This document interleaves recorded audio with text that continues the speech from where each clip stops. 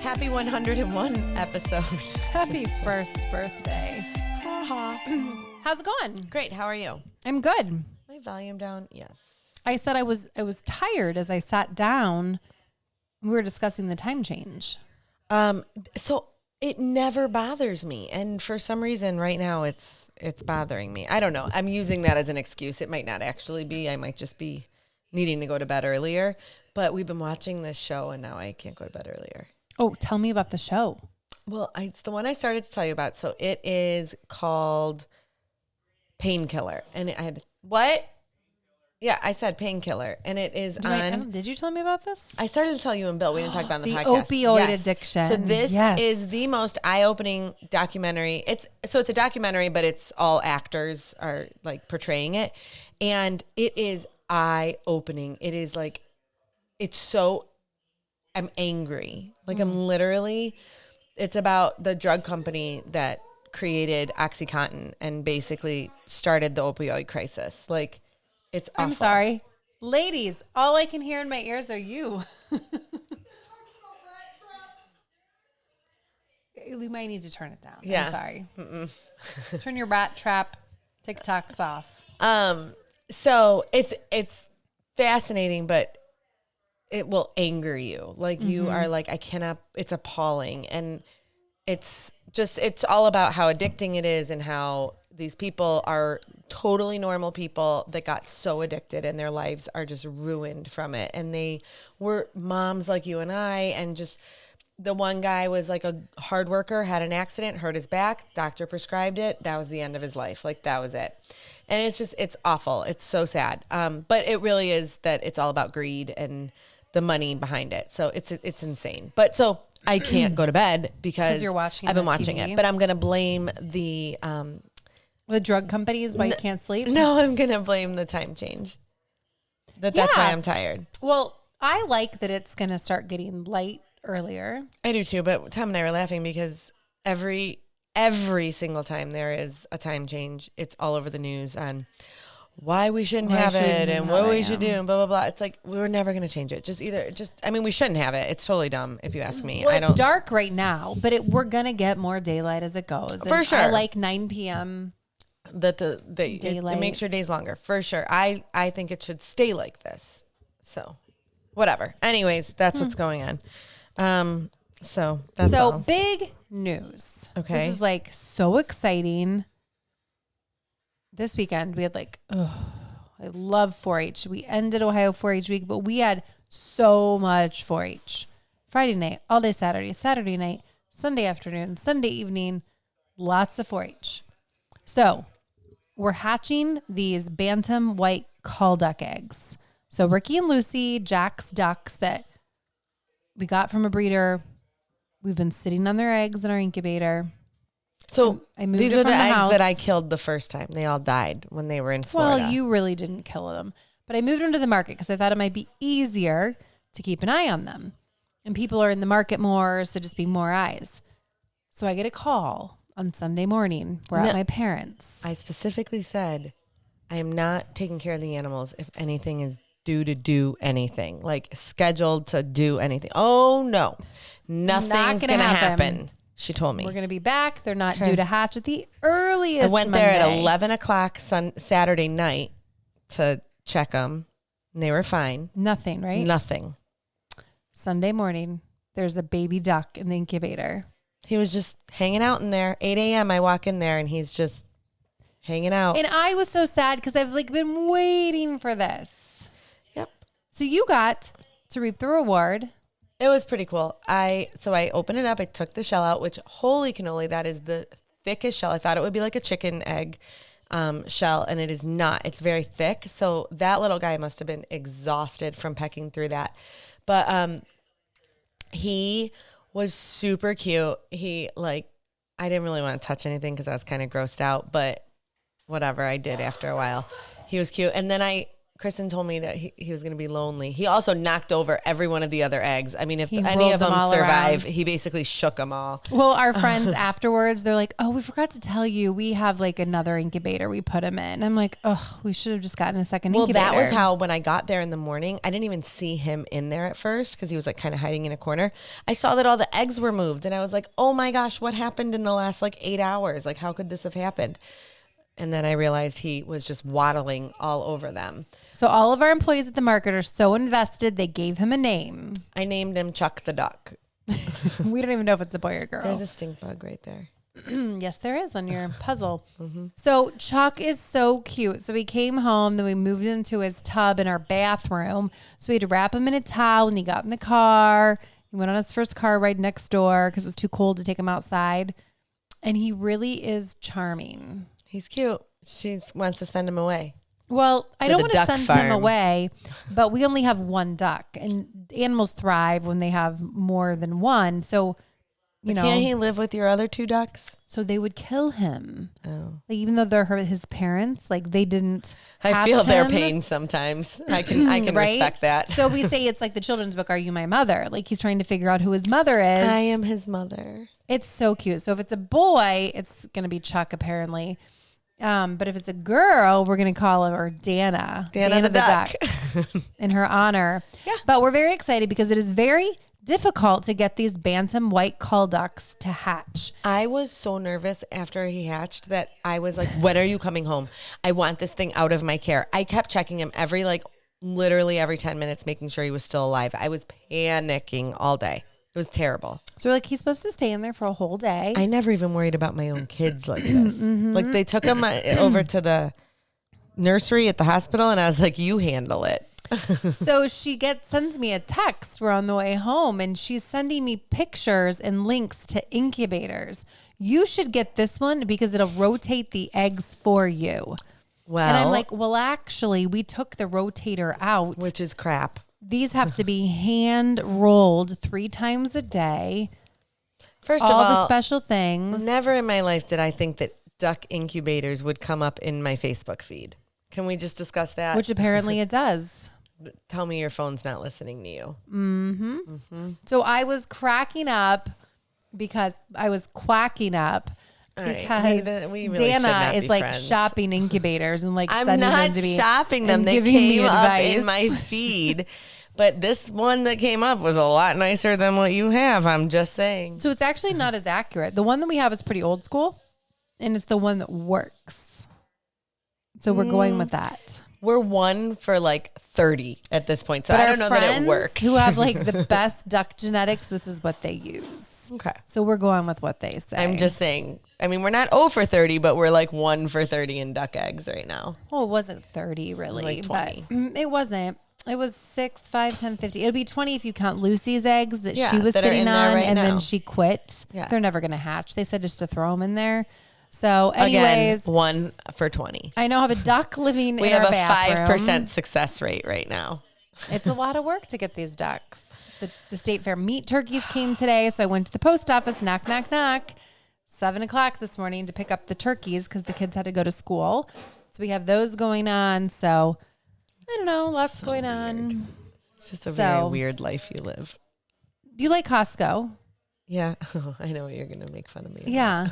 So for those of you that go to Costco, I love Costco. You know how if you're a member, they send you the Costco Connection. It's their magazine. Do you read it from front to back? I do. Huh. Funny. It's my favorite magazine. So why do you like to read the Costco Connection? So I discovered it when we were at a friend's house, Mike and Becky, who I don't think Mike used to listen, but I doubt he still does.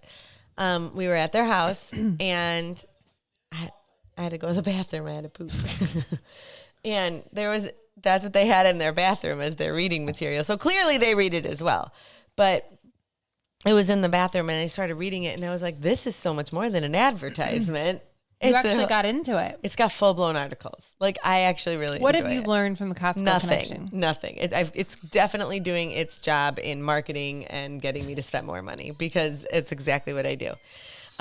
But I like the Costco Connection. I'm a big fan of it. Well, I'm going to read the Costco connection next time I'm going to the should. bathroom. Oh, we don't have it by our toilet, so. We'll bring it in with you next time. It's a good magazine. Do not Okay, make so fun of that's me. Dana's recommendation. If anyone else reads the Costco connection, connection, stand up for me. I'm just saying. I just think it's a little weird. I read our Ohio magazine. I did read that this time. That came as well. Which for those of you that are listening that are friends with me, that is for the Ohio Farm Bureau members, which the best was I never knew I was an Ohio Farm Bureau member until OFBF.org. I started receiving these magazines. And I said, It's Bill, a work benefit I said, Bill, for working at don't Patterson you Fruit think Farm. it's weird that it's like they just know I work on a farm? He's like, yeah, no, they do know. Like we told them. I was like, oh. So we give it to our extra special employees who want to be, we want to give them a little extra pat on the back for all the hard work they do. It's a huge perk of my job. I'm being very sarcastic. Perk. We have a company by membership and it allows us so many memberships. I'm just saying, you're not really that special. She can't even let me have that. Whatever. Oh, that's funny. So I was just reading this from the Ohio Poultry Association. All of my little weird facts. I love hard-boiled eggs. I boil them usually once a week, and then we eat them for like egg salad or, salads. Do you know that you're not supposed to eat them after 2 days? I do now, and we definitely let them sit longer than 2 days. Me too. I mean, we will make them, and literally all week, my kids eat them. I've got to do a little more research on this. No one's gotten sick. We're fine. But no, I eat them well past 2 days. For sure. Like I probably sometimes like even 2 weeks. Okay, that might be gross. Well, after Easter, which let's talk about that when we color Easter eggs. You know, which you're we all really have to not do. supposed to eat them. Yeah, and it's gross because it like goes through, and I don't like it. Like it shouldn't be dyeing the actual white of the egg, but it does. Right? Yeah. The only dyeing of the actual egg I want is the beet juice when I've made my pickled eggs. I love those.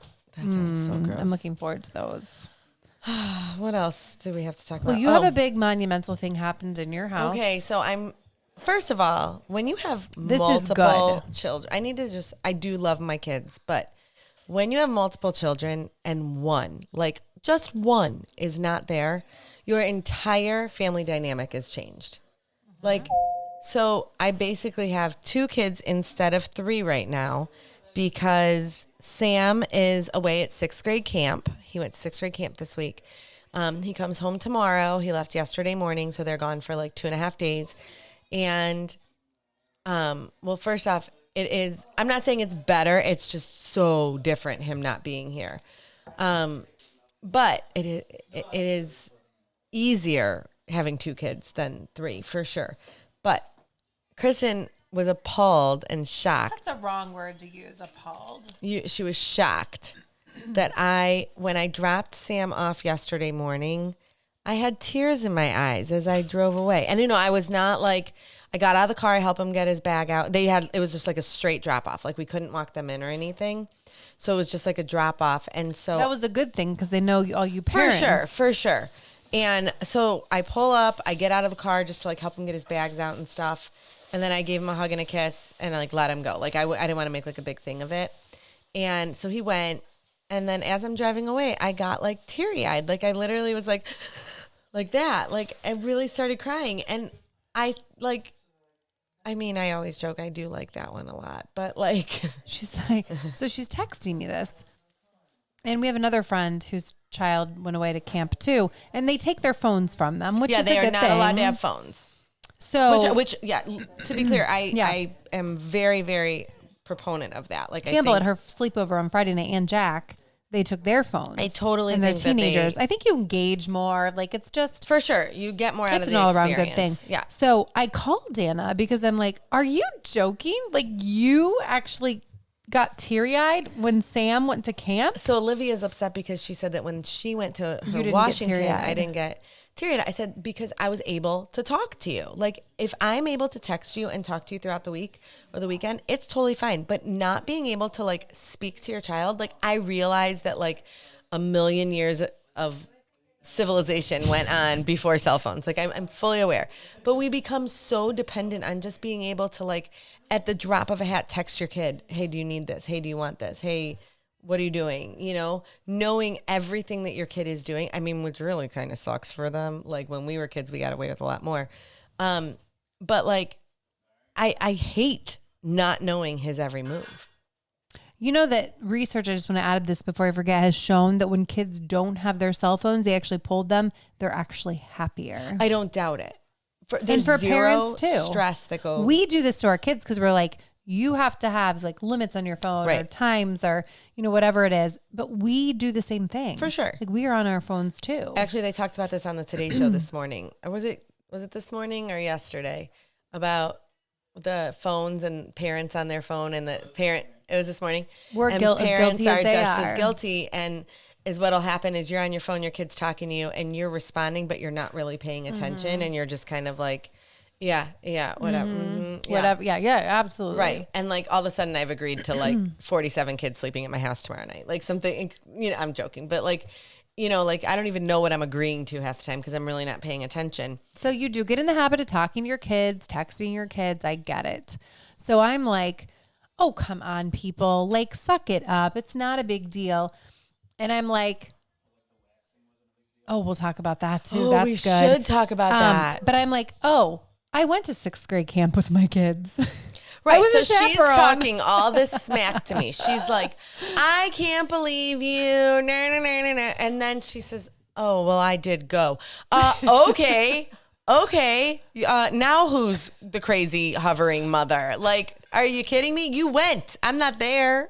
I was there. So I do miss him. Like last night when I like every night when Tom and I go to bed, the kids are usually sleeping. Sometimes Liv is not, but we always like peek in their bedrooms before we go to bed every night. And like, it was weird, like not peeking in on him. Listen, wait till one goes to college. No. You suddenly miss picking up his wrappers, his milk cups, and his open bag of chips or pretzels every night. I know. I can't even imagine. And I was always like, man, when I don't have to pick up this stuff. And they're like, oh. I know. My house is clean, but there's like no fighting. And I know. And they do say you'll miss it and yada, yada, yada. But like, I don't know that I'll miss a lot of that stuff. Listen, I was at my friend's house. I had a realtor friend gathering for lunch back home. And she lives on the farm. They moved in from the city into the country, and she's got all of her kids that live there. And they have Sunday night dinner together. They sit around and drink wine. Do they live in the same house? No, they have different houses on the same property. So that would be great. They all come to her house all about that for Sunday dinner. I would love that. Then she's like, the men take the kids all out in the other room and like roughhouse and play, and like she and her daughters and daughter-in-law sit around and drink wine. Yeah, that I would be okay with. Very fun. I look forward to that. Because then you kind of like have your own space, but you also have family with you. For sure. Can you hear that? Yeah. I'm sorry. I feel like we've got a lot of sounds going on. It's my text. We have to talk about Tom and the waxing. We talked about it last So time. I bought the waxing machine and I bought a very large bag of wax. Okay. And it's the wax that Kristen told me to buy. So I bought it. And the other night we decided to wax Tom's back. I think it was like Sunday night. It took me like no exaggeration, I think 3 hours to do it. We didn't even get it all. Like we literally ran out of wax. I had to buy more wax. It got delivered yesterday. I'm giving him a break, but we're going to have to do it again. So let's just say how much Danna enjoyed waxing poor Tom. She literally took the whole thing, was like, I poured it on his dumped it back. out.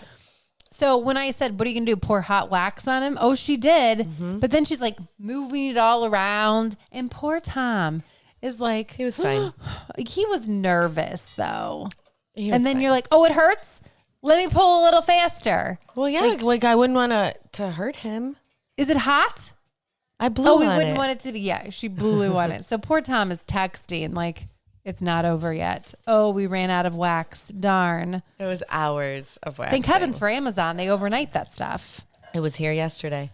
Oh, my goodness. So, yeah. Lots of torture happening in the Dracy house. But the good news is Tom has no hair on his back. We'll see how long this lasts.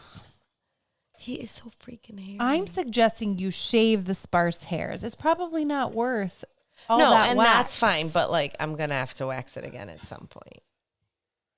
She's like, I can't wait. It was so much. I don't know. Okay, I hope you all What have happens in the Geraci a house, great we week. all don't want to hear about. Listen, it's only waxing is back. Until next time, friends, we're mismatched. Have a good week.